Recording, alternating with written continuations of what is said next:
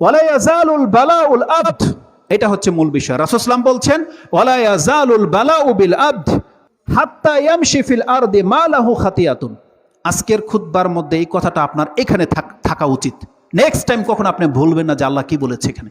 রাসূল সাল্লাল্লাহু আলাইহি ওয়াসাল্লাম বলেছেন, যেই ব্যক্তির জীবনে বালা মুসিবত দুঃখ কষ্ট লেগেই থাকে, কেন লেগে থাকে? রাসূলুল্লাহ সাল্লাল্লাহু আলাইহি ওয়াসাল্লাম বলছেন হাত্তা ইয়ামশি ফিল আরদি মা লাহু খাতিয়াতুন, আল্লাহ তার জীবনে এত দুঃখ কষ্ট এই জন্য আল্লাহ তাকে দেয়, আল্লাহ চায় এই জমিন থেকে ও যেদিন মরে যাবে ওর আমল নামায় একটা গুনাহ লেখা না থাকুক, এটা আল্লাহ চায়। এটা আল্লাহ মুমিনদের সাথে করে।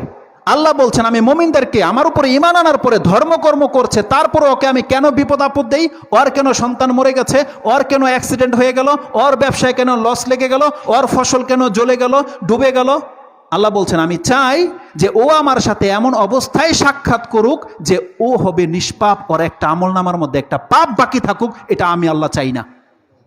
যার ফলে কেন মানে কি, তার মানে আল্লাহ সুবহানাহু ওয়া তাআলা আমাদের জীবনের বিপদাপদগুলোকে এমন করে দিয়েছে। রাসূল সাল্লাল্লাহু আলাইহি ওয়াসাল্লাম বলতে চাচ্ছেন যে একজন মুমিন মুসলিম যখন হবে তার প্রত্যেকটা আঘাত তার পাপকে ঝরিয়ে দেয়, প্রত্যেকটা আঘাত তার এক স্টেপ মর্যাদা উপরে উঠিয়ে দেয়।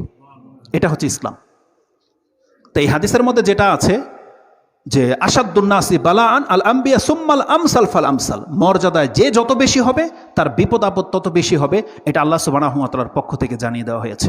এই হাদিসটি এই শব্দতে রয়েছে দারেমিতে, তিনি 2825 নম্বরে এনেছেন, এবং ইমাম তিরমিজি রাহিমাহুল্লাহ তিনি তার কিতাবুজ জুহুদ 34 নম্বর অধ্যায়ের মধ্যে হাদিসটি এনেছেন, 2398 নম্বরে রয়েছে, মুসনাদে আহমদ রয়েছে, এবং ইবনে মাজাহ হাদিসটি রয়েছে।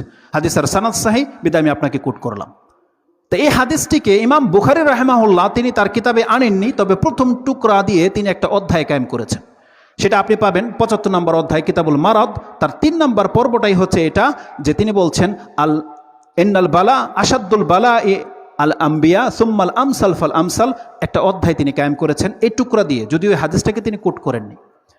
তিনি তারপরে উল্লেখ করেছেন যে কিভাবে একজন ব্যক্তির বিপদ আপদে তার পাপ ঝরে যায়, এই পরীক্ষাগুলোর মাধ্যমে কিভাবে পাপ ঝরে যায়, তিনি এখানে একটা হাদিস এনেছেন।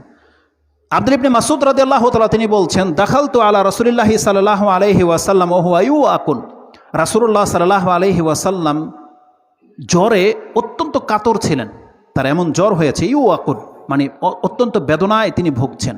ফাকুলতু ইয়া রাসূল ইন্নাকা লা তুওয়াকু ওয়াকান শাদীদান, আপনি হয়তো অনেক বেশি ব্যথিত, অনেক কষ্ট পাচ্ছেন। রাসূল সাল্লাল্লাহু আলাইহি ওয়াসাল্লাম বলছেন আজাল, হ্যাঁ আমি অনেক বেশি কষ্ট হচ্ছে আমার।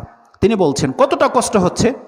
রাসূল সাল্লাল্লাহু আলাইহি ওয়াসাল্লাম বলছেন ইন্নী উআকু কামা ইউআকুনা রাজুলানি মিনকুম, তোমাদের 2 জন ব্যক্তির জ্বরকে যদি একসাথে রাখা হয় তাহলে যেই বেদনাটা হবে ওই কষ্টটা আমার হচ্ছে এখন।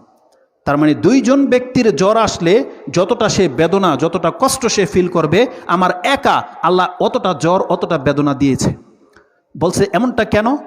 তাহলে নিশ্চয়ই কুলতু যালিকা আন্না লাকা আজরান, তাহলে তো আল্লাহ আপনাকে ডাবল নেকি দিতে চেয়েছেন, এই জন্য রাসূলুল্লাহ সাল্লাল্লাহু আলাইহি সাল্লাম বলছেন আজাল, হ্যাঁ এটাই হচ্ছে উদ্দেশ্য। আল্লাহ যেহেতু আমাকে ডাবল নেকি দিতে চেয়েছে, আমার মর্যাদা দ্বিগুণ করতে চেয়েছে, আমার গুনাহ খাতা দ্বিগুণ মাফ করতে চেয়েছে, এজন্য আল্লাহ আমাকে কষ্ট যখন দেয় তখন বাড়িয়ে দেয়। তিনি বলছেন আজাল, হ্যাঁ এই জন্য আমার কষ্ট হচ্ছে। ওফি রিওয়ায়াতিন সুম্মা কালা কাযালিকা মা মিন মুসলিমিন ইউসিবুহু আযান শাওকাতুন ফামা ফাওকাহা ইল্লা কাফফারাল্লাহু বিহা সাইয়্যাহু কামা ইয়াহুত্তু শাজারু ওয়ারাকাহা। এটা হচ্ছে চমৎকার কথা।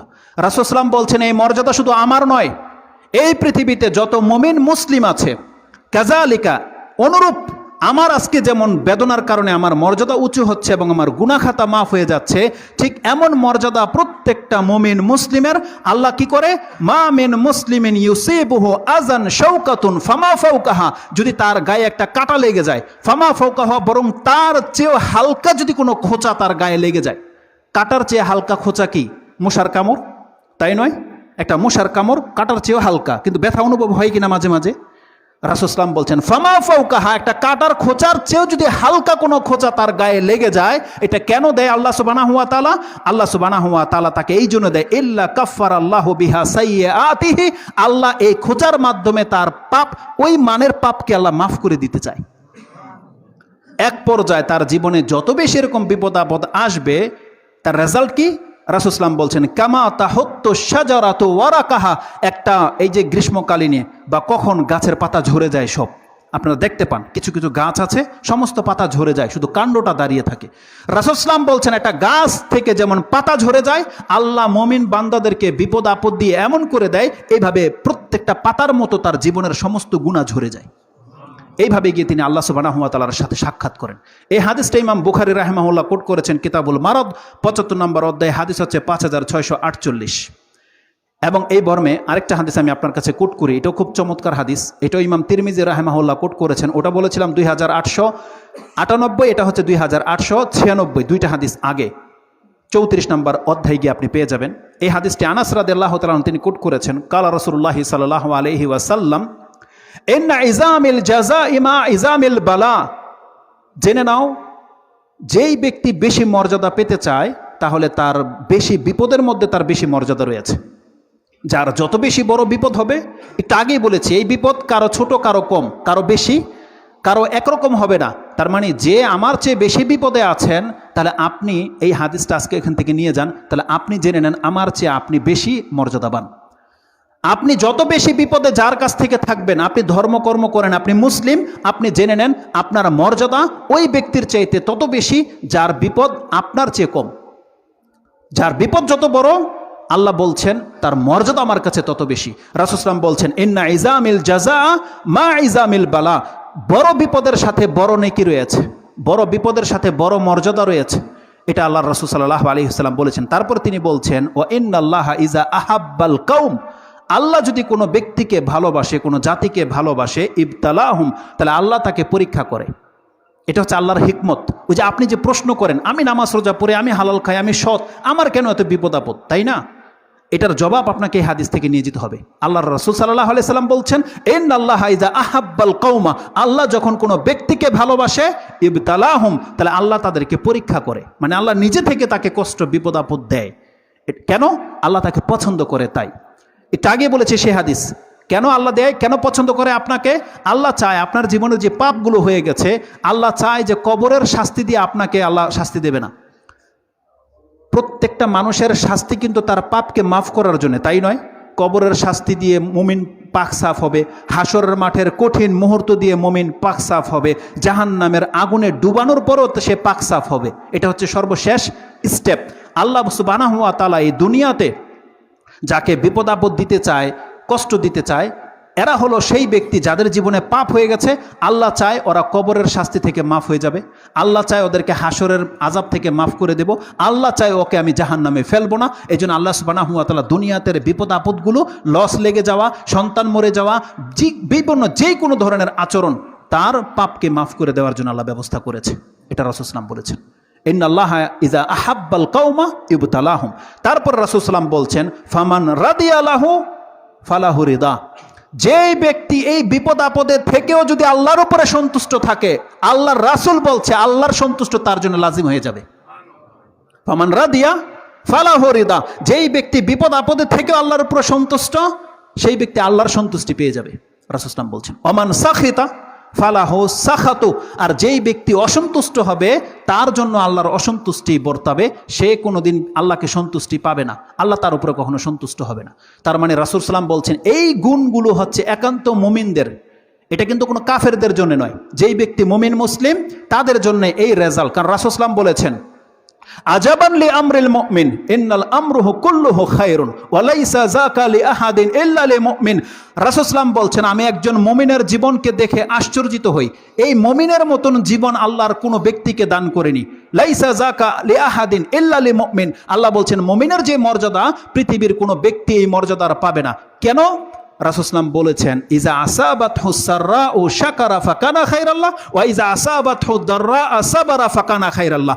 একজন মুমিন ব্যক্তিকে যদি আল্লাহ আনন্দ দিয়ে রাখে, অনেক টাকা পয়সার মালিক করে থাকে, আর এগুলো পেয়ে যদি সে আল্লাহর শুকরিয়া আদায় করে, রাসূল সাল্লাল্লাহু বলছেন এই শুকরিয়া তার নিয়ামতকে আরো বাড়িয়ে দেবে।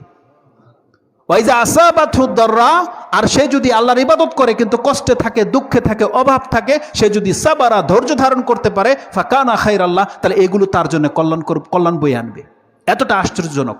কতটা আশ্চর্যজনক! ইনশাআল্লাহুল আজিজ একজন মুমিনের লাইফ একটা আলোচনা হবে যে একজন মুমিন যদি কোনো রাস্তার পাশে একটা গাছ লাগায়, এই গাছের ফল যদি পাকিয়ে খায়, ঝরে পড়ে যায়, নিজে যদি খায়, চুরি হয়ে যায়, যা হোক না কেন, যেই দিন ফল ধরে যাবে, যতগুলো ফল গাছে হবে ততটা সাদাকার নেকি তার আমলনামায় লিখে দেওয়া হয়। এটা হচ্ছে প্রত্যেকটা মুমিন ব্যক্তির। এই জন্য আপনার গাছের বাড়ির পাশের কোনো বড়ই পেয়ারা কোনো ব্যক্তি যদি নিয়ে নেয়, আপনি তাকে ধমক দিয়েন না, ছেড়ে দেন ফিসাবিলিল্লাহ। আপনি জানেন না কতগুলো ফল টিকবে, কতটা ঝরবে, এটা আমরা কেউ জানি না। যেখানে ঝরে গেলে আপনাকে আল্লাহ সুবহানাহু ওয়া তাআলা নেকি দিয়ে দিচ্ছে, আর যেই ব্যক্তি পেকে যাওয়ার পরে কেউ নিয়ে খেয়ে নেবে, আল্লাহ সুবহানাহু ওয়া তাআলা আপনাকে তার জন্য নেকি দেবে। কতটা বড় কথা বলেছে! তো এইগুলো সব মুমিনের গুণ। তো এই পরীক্ষাগুলো নিয়ে আজকে আমার কথা নয়। এই যোগ্যতায় আসতে হলে আপনাকে প্রথমে ওই প্রথম পরীক্ষাটা পুরা করে দেখাতে হবে। সেটা কি? ইমানের পরীক্ষা।